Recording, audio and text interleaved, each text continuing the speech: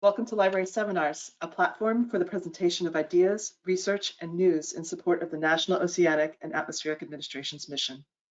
I'm Lisa Clark, Reference Librarian at the NOAA Central Library. Today's seminar, Beyond the Boundaries, How Regulation-Centered Data Can Inform Ocean Protection Assessments, will be presented by Mimi Diorio, Data Manager at the Marine Protected Areas Center. Lauren Wenzel, Director of the Marine Protected Areas Center in NOAA's Office of National Marine Sanctuaries, will introduce Mimi. Before I hand the mic to Lauren, here are a few logistical tips to help you enjoy our presentation. If you have trouble with the audio or visual components of GoToWebinar during the presentation, please log out and rejoin us. This resets the software and resolves most technical issues. Our presentation is being recorded and will be available on the NOAA Central Library YouTube channel by later today. We will also be accepting questions throughout the seminar, which Mimi will address at the very end of her presentation. Please feel free to type your questions in the questions chat box located in your control panel, which is identified by an orange arrow. So with that last detail, let's start the seminar. The mic is yours, Lauren. All right, thanks, Lisa. So what I wanted to do is just give you a brief context for Mimi's work and then introduce her and hand the mic over to Mimi. Many of you may be aware that the Biden administration recently issued an executive order on climate actions.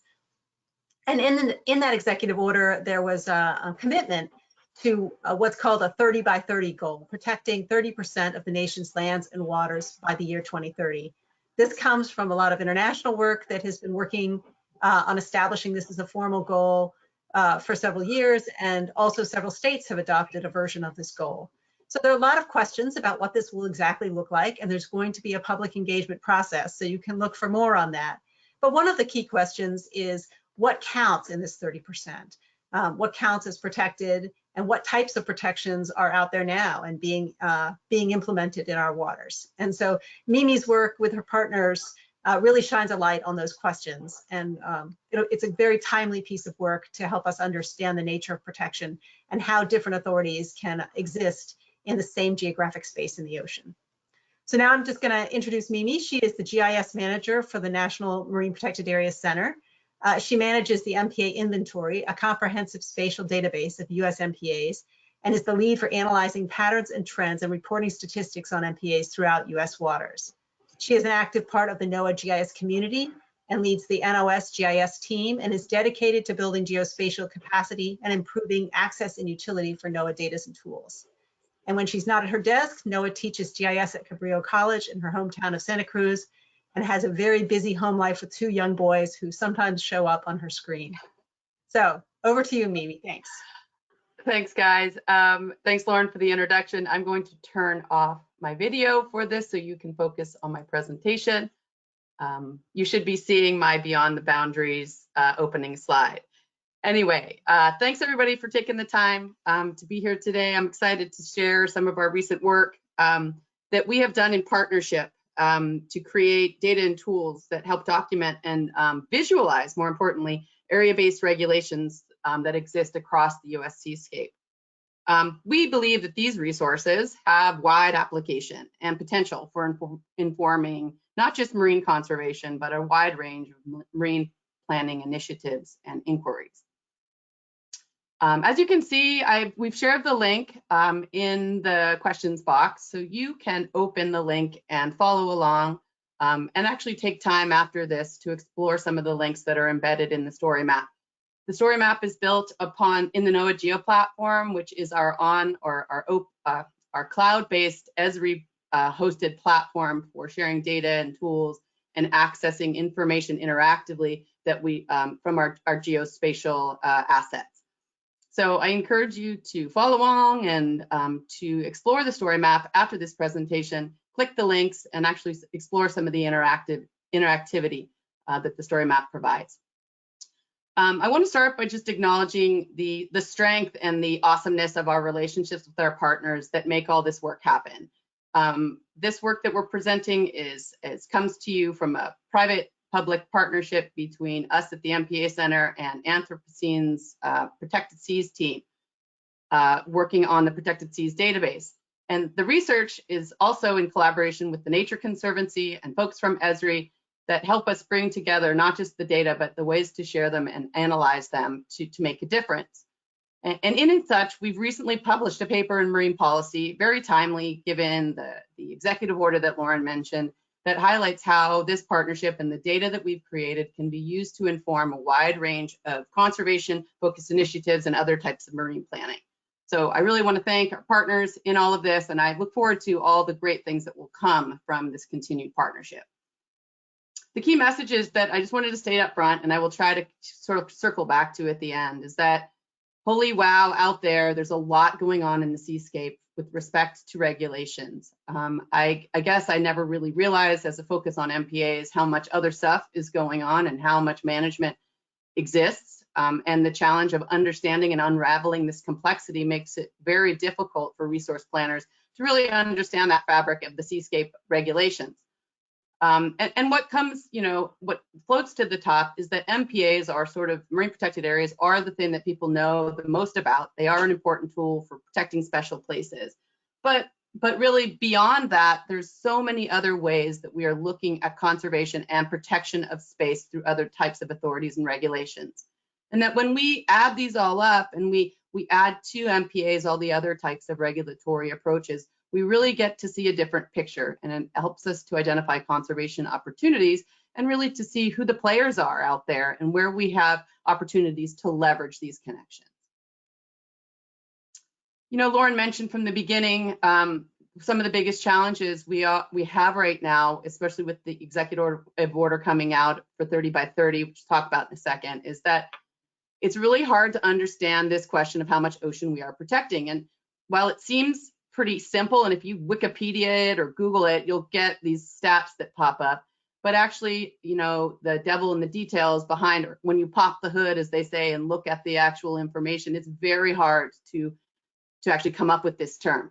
And then there's not just the term and how it's defined, but then how it's interpreted. I should have bolded and highlighted that. The interpretation of the definition is something that is challenging. And remember that we're trying to do this globally across all types of protected areas and managed areas. And as I said, MPAs are the most common tool. And luckily, we do have a definition for those, and one that we need to both understand, but also interpret in every individual nation's perspective. So I've included in here the Iucn's definition of a protected area for MPAs. And the things I really wanted to identify here is that, it has to be a clearly defined geographic space that's recognized, and these key terms all matter, dedicated, managed through legal or other effective means, and then most importantly, to achieve the long-term conservation of nature with associated ecosystem services and cultural values. So just pause on that for a second. There's a lot of terms in there, and these terms matter when we decide what actually is an MPA in that what counts question.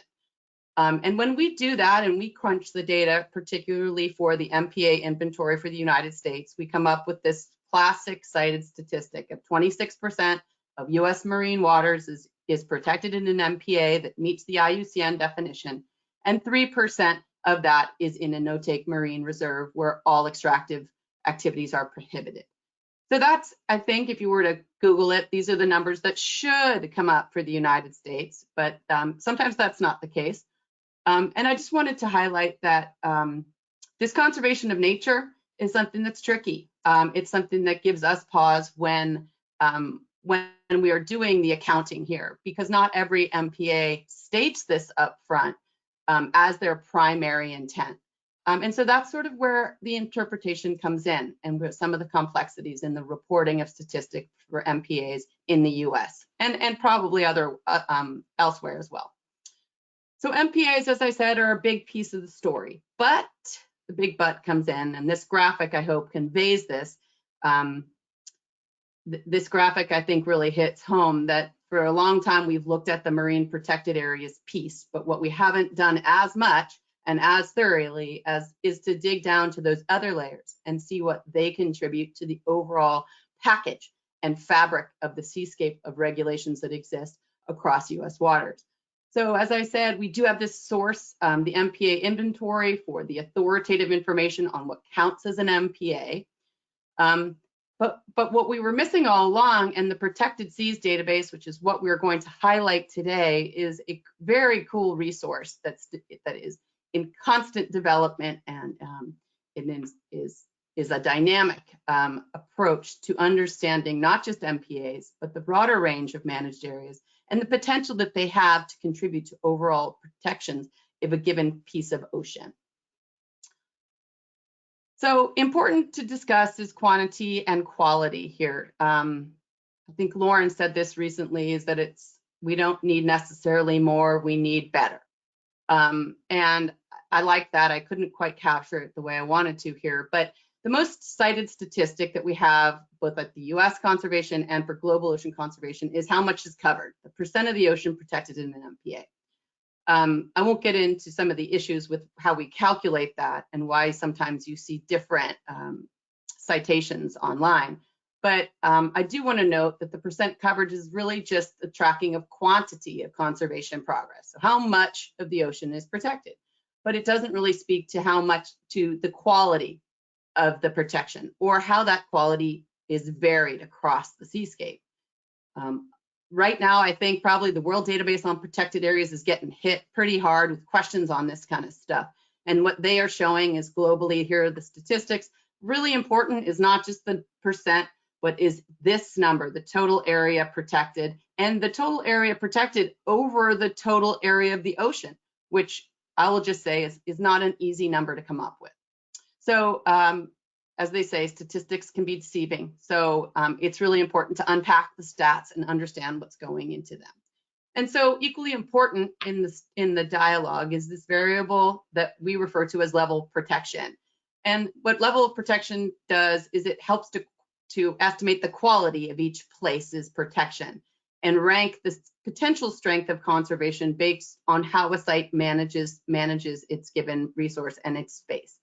And so that sort of means that you have a higher level of protection, it's likely that you will have better conservation outcomes. And as you can imagine, there's a lot of assumptions that go into this statement, but we're not really going to dig too deeply into that. But as you see, there's over nearly 20,000 different types of MPAs across the globe. And when you start looking at them, you really see that they're out there for a whole lot of different purposes. They have varying types of regulations and goals.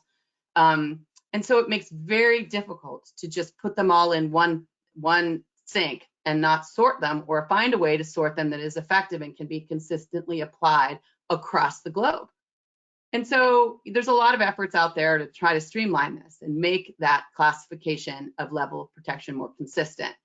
I think it was 2005, we started the development at the MPA Center of a classification system that was published in our framework, I believe in 2008 or 9, that was particularly focused on US sites and assigned a generic level of protection based on basically on level of access, impact, and multiple uses that are allowed within a given protected area. And recently there is ongoing work soon to be published by the MPA Guide team that is a collaboration of scientists and researchers and NGOs that is designed to take not just level of protection, but also look at the stage of establishment of a protected area and estimate with those two its conservation potential. And these classification systems are super important. They provide the framework for us to understand how well we're protecting ocean space. But as you can see from this classic old school cartoon we've been using forever, that they just come in all different shapes and sizes. And so the most important thing that we need to even apply these classification strategies is data and good, reliable, current, updated, and thorough data on not just the boundaries, but on the types of management, the kinds of activities allowed and regulated, and other pieces of the management picture. This, I will say, does not and has not until now really existed in US waters, but enter the Protected Seas database. Anthropocene Institute's Protected Seas team took on this and has been working on this for, I think it's been about 5+ years, to document not only the boundaries, but to catalog those boundaries and apply a wide range of attributes that allow us to sort and filter and explore the various types of management authorities present in US waters and actually start to glean some patterns and understand where we have gaps and opportunities. And also, I will say from the data nerd side, start to really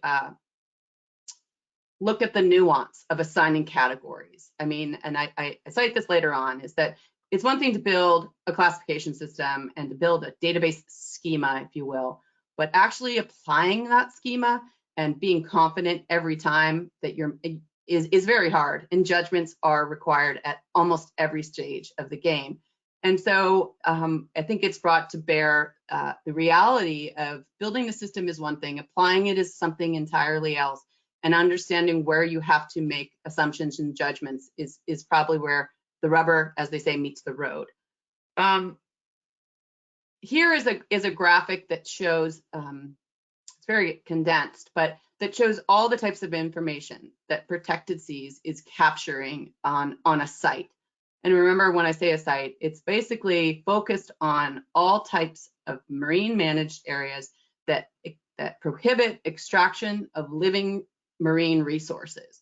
I should back up and say that one of the initial intents of the Protected Seas team was to create a database, and this is still part of their mission, to create a database that is accessible to mariners on the water as a maritime domain awareness tool to let them know, hey, you're entering into a protected area and you cannot do this, that, and the other. Here are the regulations. Here's a link to the code.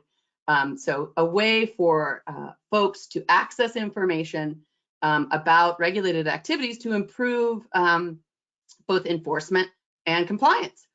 And so the database, I will state, and I circle back to this at the end, has a wide range of intent. And part of it is not just informing conservation targets, but getting the public aware of the variety of approaches to management of resources and putting the data in their hands in real time through interactive charting and other devices. But I just want you to pause for a second and look at all the different attributes, which is on the left.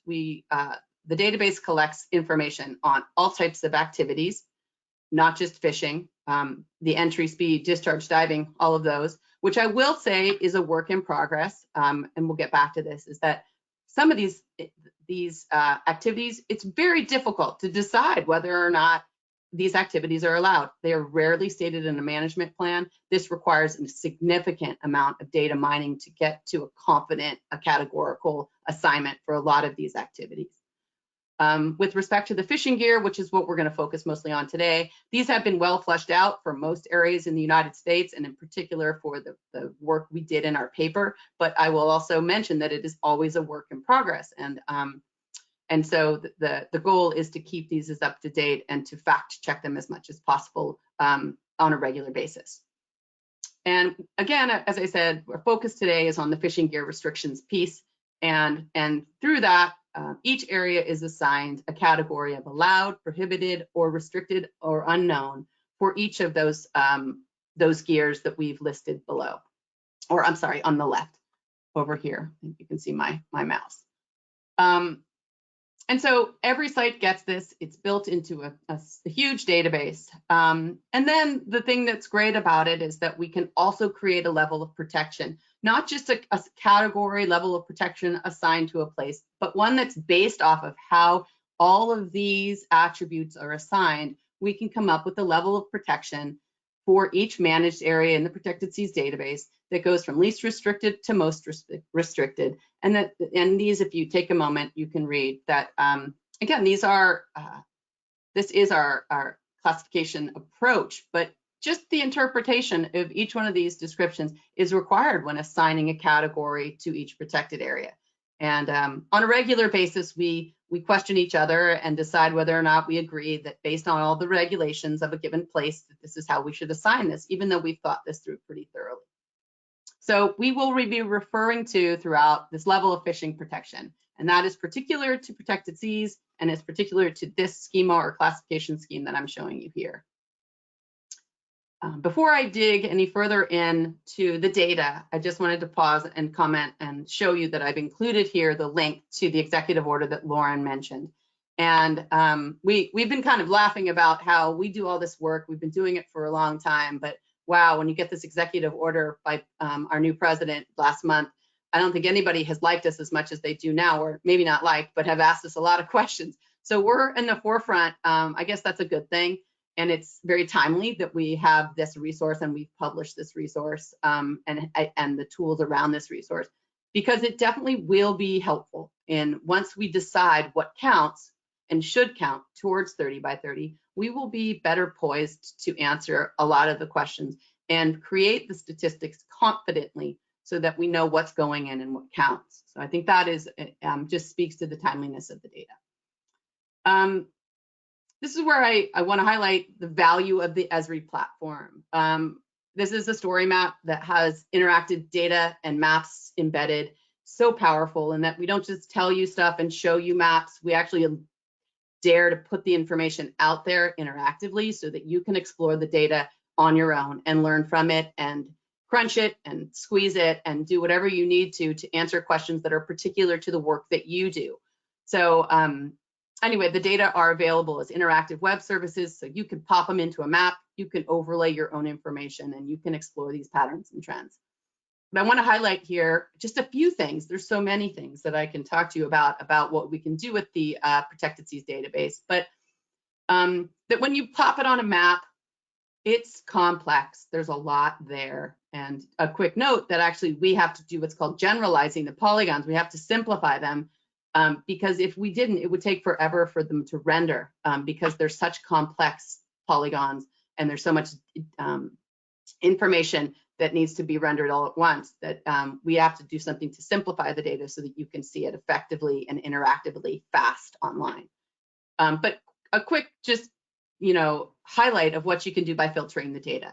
You can go from all marine managed areas, which is what you see now, which is like 4,000 polygons from various different authorities, to look at just MPAs that meet the Iucn definition.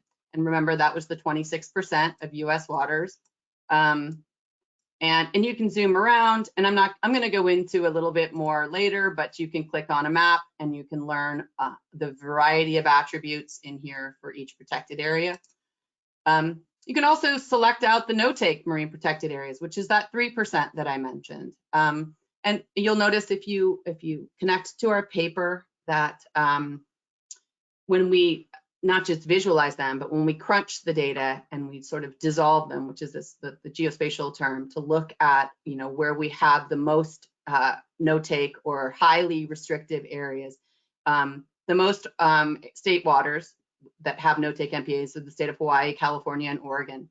And we find that the majority of highly protected areas and waters exists in the lower populated areas of the Pacific around the national marine monuments. We'll talk a little bit more about that in a little bit. And then, there's a lot of questions, again, with respect to 30 by 30 about where we manage fishing and to what extent we manage fishing and where certain activities are prohibited or allowed or restricted. And just to one highlight, it's been a conversation piece lately, is how much of the waters of US are prohibited to bottom trawling. And our research shows that just under a quarter is closed, but you can see what pops up is that the West Coast has a significant amount of bottom trawl closure, where 90% of the West Coast waters are prohibited for bottom trawling. And there's another time for just me to pause for a second and say, assigning these categories is hard. We often come to a place where it just doesn't say whether or not bottom trawling explicitly is prohibited. And it may say all these different types of fishing are prohibited, but it makes no reference to bottom trawling. So when that's the case, it's really up to us to document, or to ProSeas, I should say, to figure out how best to approach that categorical assessment when it's just simply not clear. So moving on, I think I mentioned at the beginning is that I cited the paper, and there's a lot in the paper. And I'd highly encourage you to read the paper and to look through it and to see what we've found and what our findings mean for where we go from here. So I wanted to just highlight very high level some of the stuff that we learned from the paper in this presentation, and really highlight it because I want to show the variability of scales and applications to slicing and dicing the data, if you will. So national trends, when we look at US marine waters, we cut them up by region. We can see that, the story is already told. It's the Pacific Islands are notable for having the most marine waters and the highest percentage of marine area protected.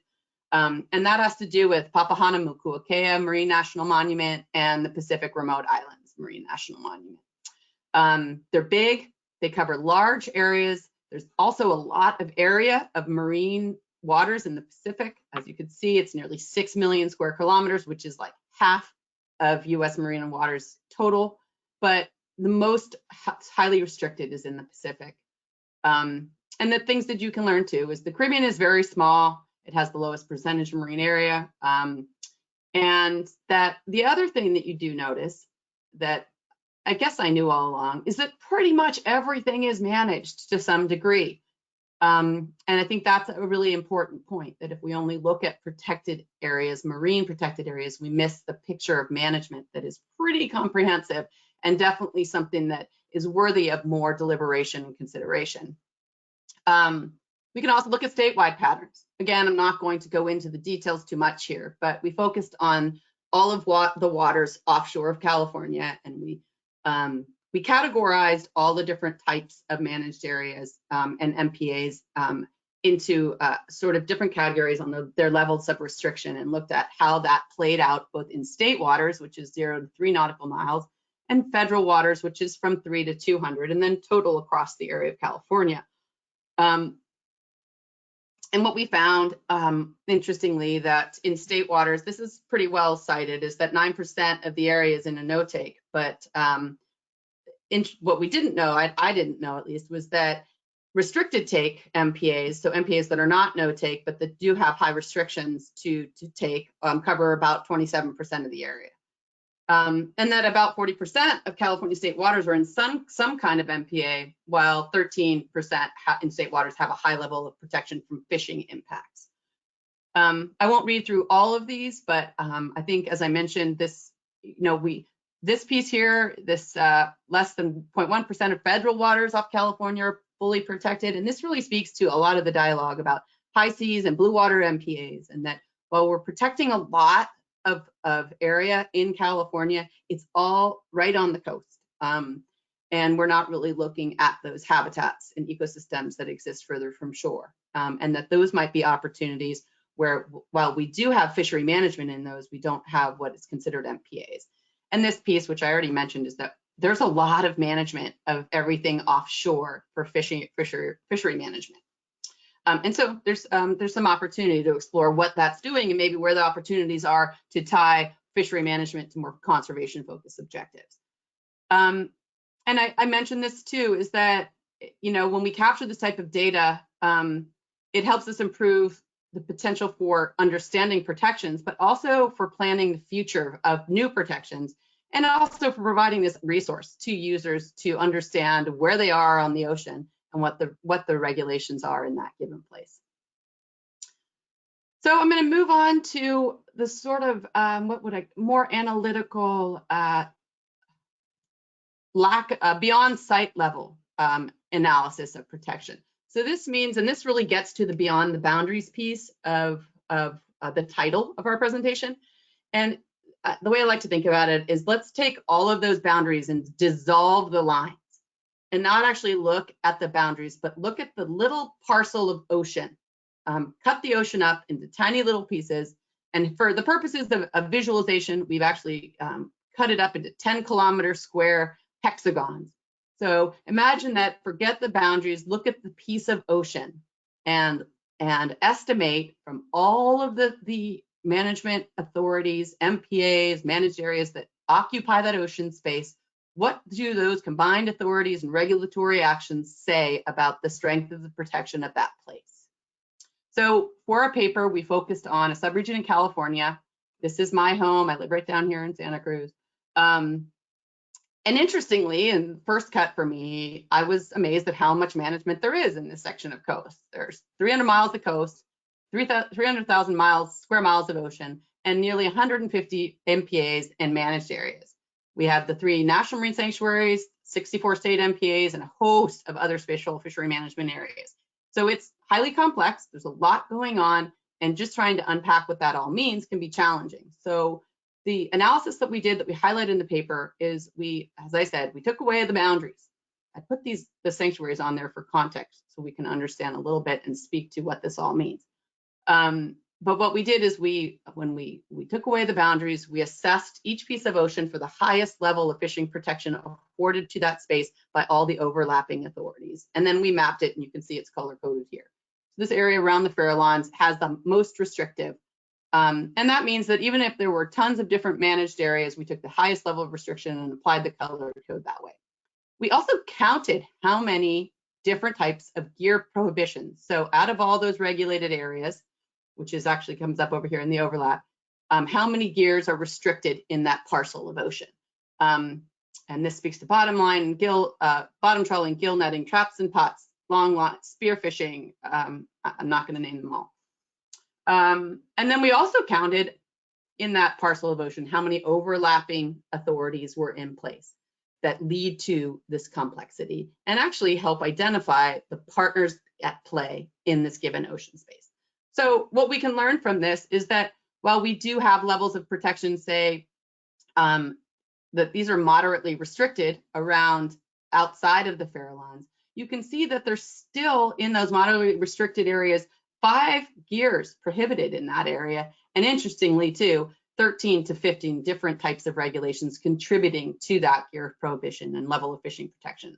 So let's just pause for a moment and think about being a fisherman on the water and trying to interpret what those 15 different regulations mean, and actually understanding what you can and cannot do can be a significant challenge.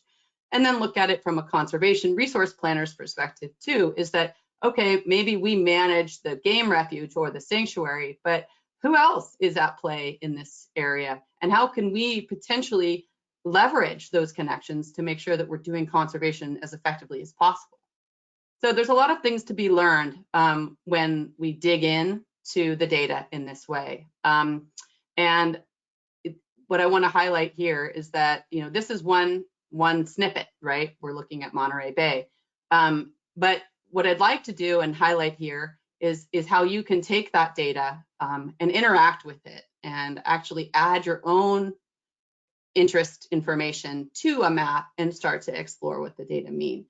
So now I'm going to pause for a second and just do the big, you can't see me, I'm waving my arms, disclaimers that this is a work in progress. This is an app that literally off the cuff developed online through the Esri platform to help highlight what we can do.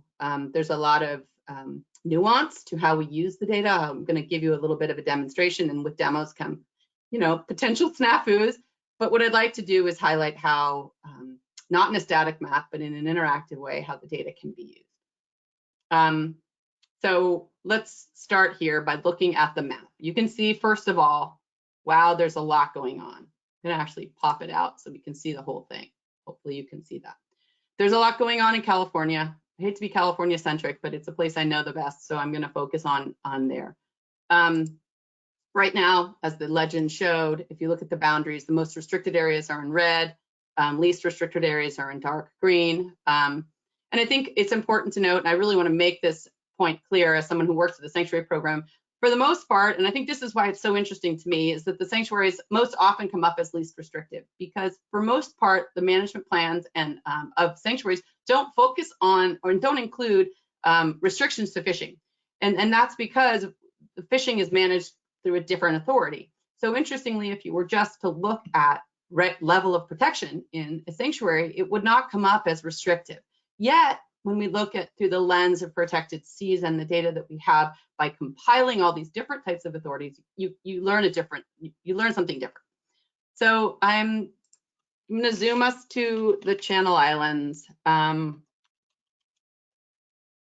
because it's complex there, and it's a good place to sort of dig into the data. As I mentioned, the data are generalized. That's why they look a little bit angular. We've zoomed in. It's highlighted the Channel Islands in this little cyan color here. You probably can't see that because there's so much going on. If we wanted to, actually, we can. I'm going to show you sort of why I love the Esri platform and what we can do with it, and that this is available to anybody. And I'm going to pop the imagery on because it makes it easier to see. So you can see the cyan color here popping out. That's the sanctuary. You can also look at how the sanctuary is ranked and rated here. So all the restrictions, and then how each, you can see here that it's classified as least restricted. It does restrict a lot of activities, but it doesn't prohibit them. And you can look at the regulations and understand more about particularly what the sanctuary itself is responsible for in its management plan for regulating. But so I'm going to turn those off because it's a lot going on. Oh, really quick though, I did want to show you that if you click anywhere, you can see I just clicked on this one point. There are 11 protected areas, and you can start to see all of those and read up on the attributes of what they do and what they don't do and what they're designed to do. And you can link to URLs for their regulations and such. But I'm going to turn off all of the marine managed areas, and just for context, turn on the sanctuary so you can see it. And let's look at level of protection. So I had mentioned that the Channel Islands were listed as least restricted, right? But if you look at all the overlap and you apply level of protection to that place, you can see that actually, while the sanctuary only affords a least restrictive level of protection, the overlap from all the other regulatory authorities shows that a lot of the sanctuary is actually highly restricted or most restricted, right? So, and again, these are those hexagons, so they it's estimated over a given place. And so what you can learn here is that the level of protection is actually greater than the least restrictive. It's just not through the management of the Channel Islands National Marine Sanctuary alone. It's through the collective management of all the different authorities in place. And then if you look at gears and overlap, you can see that in these places, and even places, let's go back a second here, where we have least, moderately and least restrictive, right? These little gaps in here, that we actually have a lot of gears restricted. You have 2 gears restricted here, 2 and 4, and up to 8 in the areas that are the marine reserves.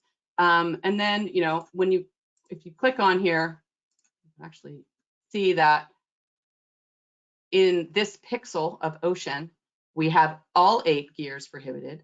All of these are prohibited, as you can see, and that there are 8, whoa, what happened? Oh, I see, it was going to the link to the marine managed area, sorry about that. So there are links, and if you click on these, it will take you to a particular link that will give you information directly on each of these protected areas. But in this one spot, there's 18 different overlapping authorities.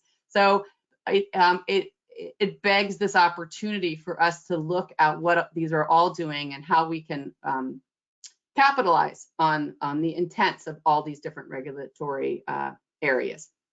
So I'll stop there with the interactive part, and just note this is something that I really love about Esri and the tool. Again, I hate to be this promoter, but with this app, I encourage you to explore. You can add data, and there's a lot of data out there. And what I found was very interesting is when I looked at the oil platforms. I was just camping right over here this past weekend and talking to my kids about oil rigs and oil platforms. And they said, look at that ship out there. It's not moving. And I told them it's an oil platform. So we had a lot of conversation about how that was allowed and whatever.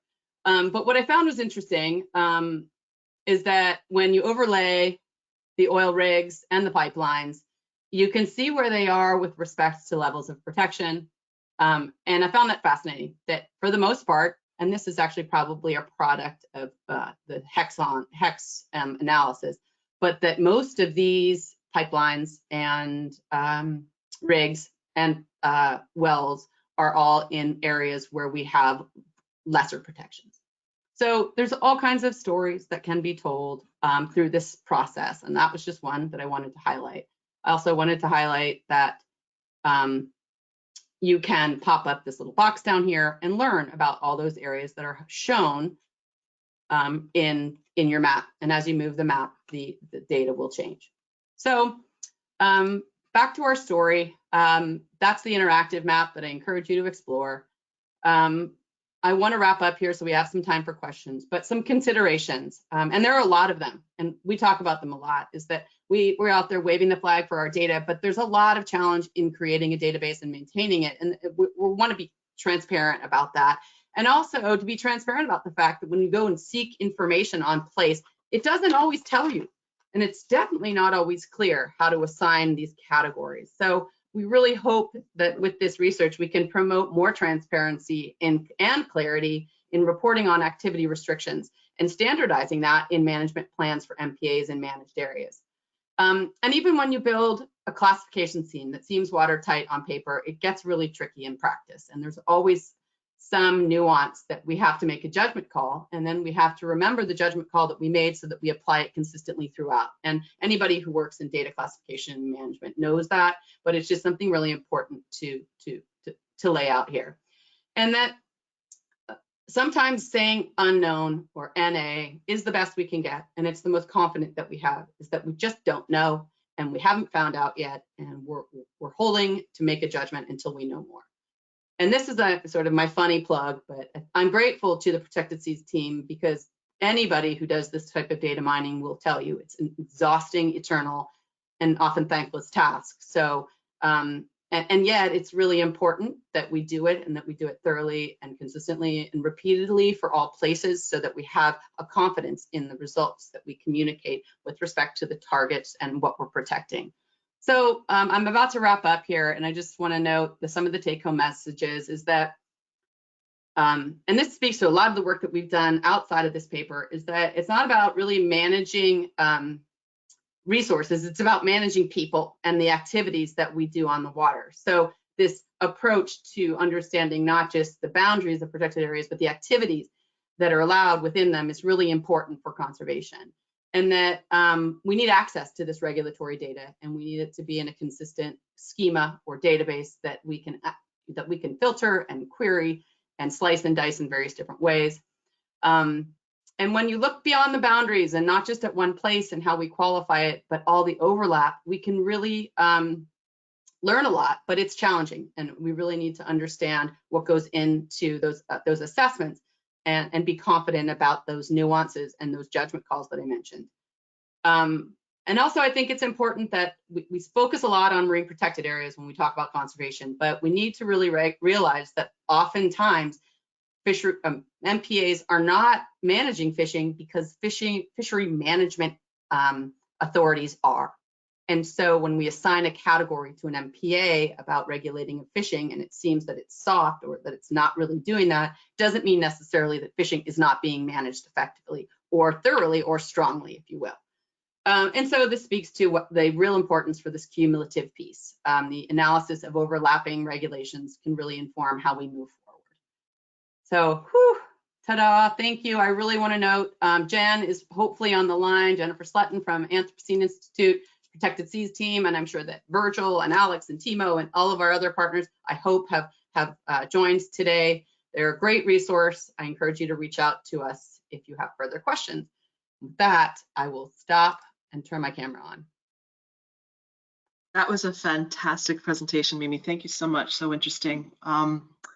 Before, I just want to let the audience know we've got about 15 minutes to answer your questions. So please type them in the questions chat box, and I will read them to Mimi, and she will answer them. But before I do that, and to give you a little time to ask those questions, I wanted to remind you that if you look in the questions chat box, you should see a link to this presentation. If you don't see it, just let me know I will send it to you. And one more reminder that this webinar is being recorded, I should say.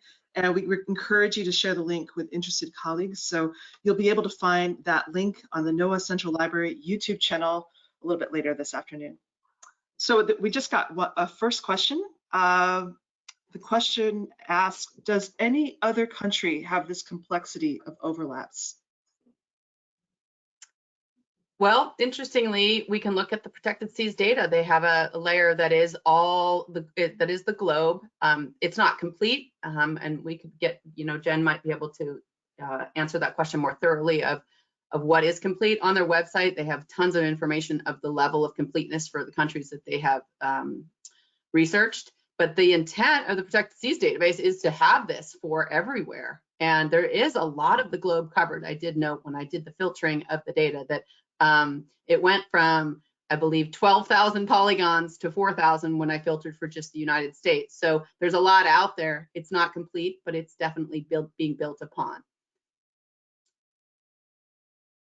Excellent. Can you hear me? Yes, Yeah, I can Jen, hear you. take it away. Sorry, I had to get authorization to unmute, so it took me a moment. So the answer to that is complex, and I do encourage having a look at our map that Mimi just mentioned. Some countries are very organized. They've really, considered, fishery management areas over here and marine protected areas over here. And in our paper, we specifically also addressed the fact that we understand that some countries don't have this overlap, and this issue doesn't apply there.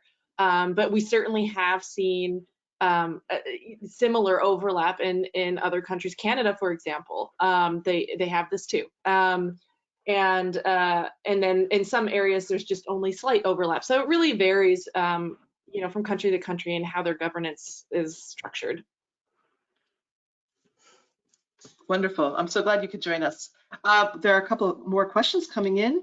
The next question asks, do you assess the Great Lakes or just federal waters? So we actually did include the Great Lakes. We didn't concentrate on it for this particular paper, so you won't see the assessments included in those numbers. But we did treat it in our data set just as all the other marine areas. Thank you. All right. Another comment and question. This is super awesome. I was curious about dynamic ocean management. Would you be able to account for that? With climate change, it may be beneficial to manage our oceans more dynamically. Yeah, I'll let you answer that one. So can you repeat that? I got the climate change part, but I'm wondering what the particular question is. Oh, sure. Let's see. Would you be able to account for dynamic ocean management? With climate change, it may be beneficial to manage our oceans more dynamically. Well, I think we need to start with the baseline of what we have going now, and that's what Protected Seas is created as a great start on understanding the fabric of how things are. And interestingly, they do in the data have fields that look at conditional or temporary for particular closures. And so I think that that's a category that there's lots of attributes that can be added that refer to places that may turn on or turn off with given circumstances. And they have fields for seasonality and when things are effective to and from, if it's something that's based on months that things turn on and off. And so the opportunities are always there to build the database out further to account for that. But I think that's another initiative entirely to figure out how to do something like that. And I think that anybody, again, who does database management is you build your schema and then you start to build upon it and build upon it. You have to sort of really take a minute and figure out really where you want that tool to go, or maybe it's a different tool that would be used that would build off of Protected Seas that would look at that sort of dynamic nature of management. But it's definitely a resource to inform that. Yeah, and that's exactly what we are eager to see. We try to reach out to any organizations or academic institutions that are interested in using our data for that kind of analysis. But currently, that's not something that we do, other than what Mimi mentioned. Trying to capture seasonal closures that are at least going to be in place for a few years, so that we have a chance to get back to it once it's not there anymore, and we can remove it from the data set and be as up to date as possible. And can Dawn add a little bit to this as well? Please, yes, Dawn. Oh, great.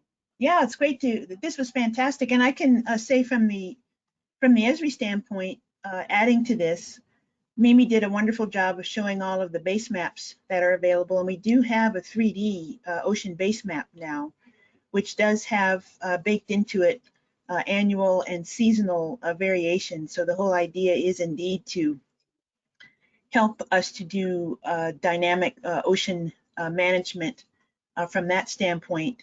The limitation right now is that the boundaries that we have are digitized or tessellated only on the sea surface, but we can extend those down into the water column now. And we are getting closer to that more, I would say it's more seasonal, as Mimi mentioned, than let's say daily or monthly. But we at Esri, we've been working with NOAA for some time and using their World Ocean Atlas. And so that's what our 3D base map is based on. We can also dig into the World Ocean Database, which has more in situ measurements in it. And the wonderful thing about NOAA's products here is that especially the World Ocean Database is something that is also owned in a way by the International Oceanographic Data Exchange group of the International Oceanographic Commission, which is a UNESCO program. So it is authorized and respected and authoritative as a world database. So the ecological, our 3D base map is called the Ecological Marine Units, and that is available as an open data offering. So I can put information about that in the chat as well. Thank you. Thanks, Dawn. Thank you, and welcome, Dawn and Jennifer. I will go on to the next question. This person asks, if most fishing regulatory work is done by fishery management organizations rather than MPAs, what other regulations are actually enforced by protected areas? Is it mostly just for recreation closures, etc.?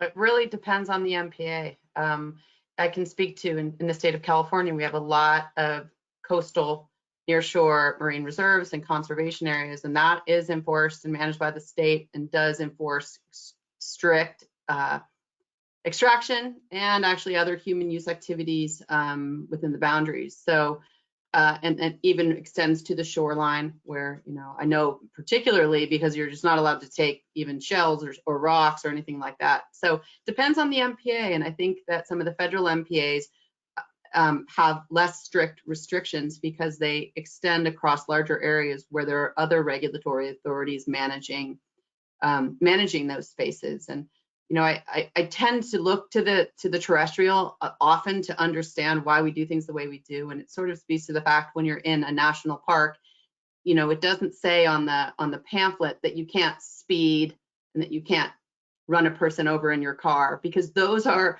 already managed with a different authority. And so what the park tells you can do are things that are particular to the park and its management.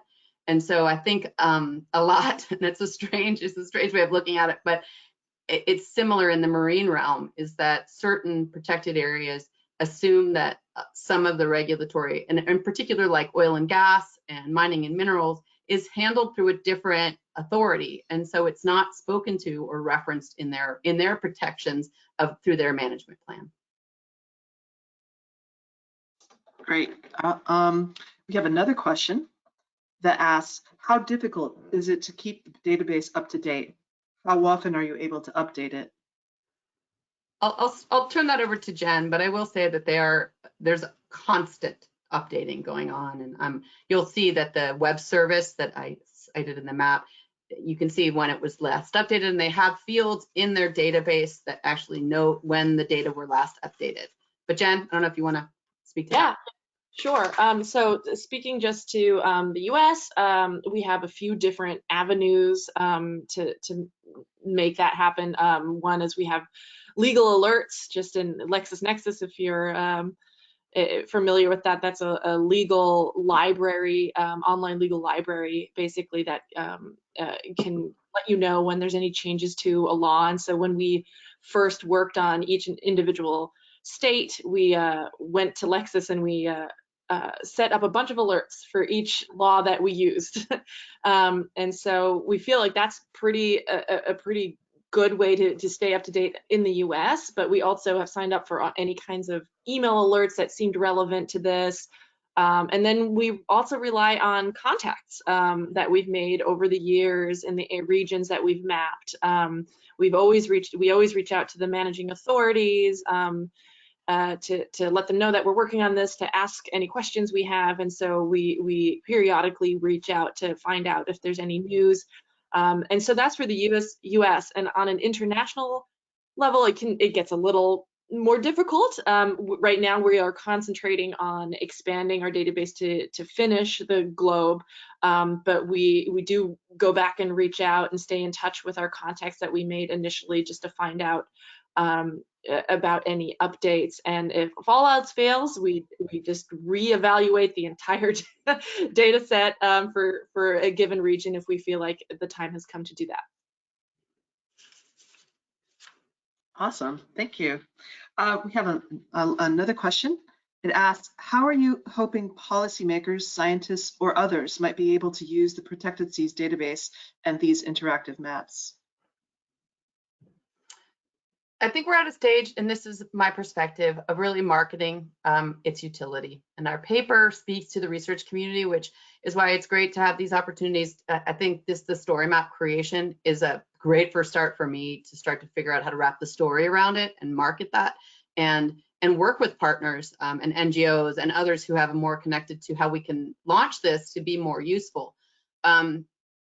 So I think that, as I said, the first step is socializing this. And also, I think I do this often, I'm squeezing our audience. I'd love to hear, instead of you asking us asking you, how do you see that these data could be used to inform the work that you do or partners that you have? Because what we're at this stage for now is really the case study piece of, okay, we've created a great data resource, it's being updated, we see these ways we can use it to inform our stats and inform our work, but how can we get it out to others? So I'm going to return the question and say that we have some ideas and we're working on getting, that sort of socializing piece, but we encourage feedback from you all on how best to launch this and integrate it into other workflows.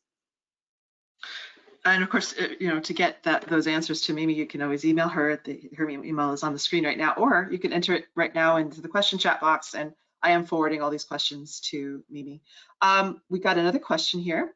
It asks, so it sounds like 30 by 30 is not a useful metric / goal for conservation. What would be a better goal at the national and or international scale? Well, I won't say that it's not a useful goal. I think that the point that I was trying to make is that once we decide what should go into 30 by 30, we need to be really thorough on documenting the decisions we make on what counts. And there's a lot of work underway to look at not just MPAs, but all sorts of other management areas being incorporated potentially into some of those numbers. There's a lot of strategies at the international level on looking at other effective conservation measures as included in international or global statistics on ocean conservation. So we really have to understand where those lines are drawn. And so I don't think 30 by 30 is a bad goal at all. I think that it's ambitious and that we need to keep setting targets, but we really do need to be setting targets that with clear definitions of what should go in and what counts, and that's consistent from country to country.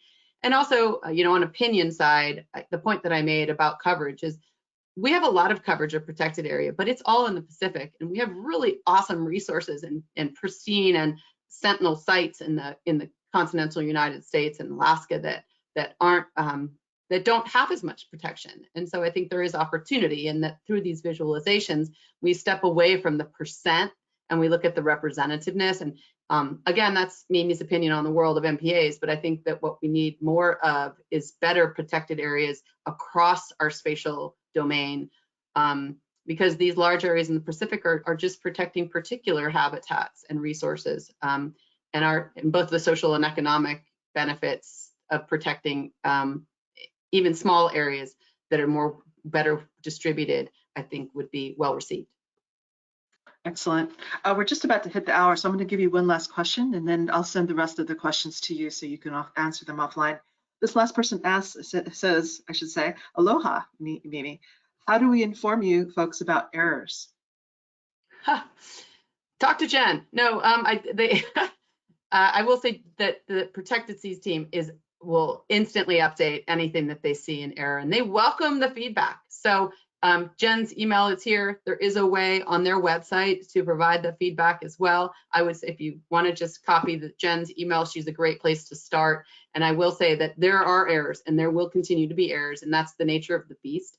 But the best thing that we can have is feedback from partners and anybody visualizing the data that says, hey, you need to update this. And recognize that I made caveats throughout my presentation, that it is difficult to qualify and classify these areas. And so your guidance and information is very helpful, and we take it constructively. Great. And I do see more questions coming in, but I will forward those to Mimi, and I really appreciate everyone's interest in our presentation today. Any last comments, Mimi?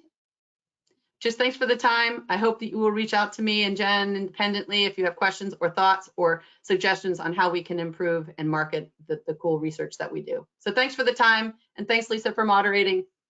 Oh, absolutely. I would like to just thank you for sharing your research with us.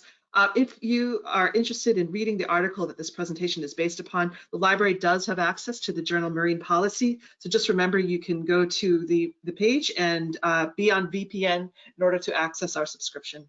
Also, thank you, Lauren, for the introduction. I'm so glad you could be here today and contextualize the presentation. And bottom line, NOAA Central Library is proud to present the work of the NOAA community and its partners, and we hope you'll join us again. So be well, and thank you for your time. Thanks, Jen and Dawn. Bye-bye. Thank you.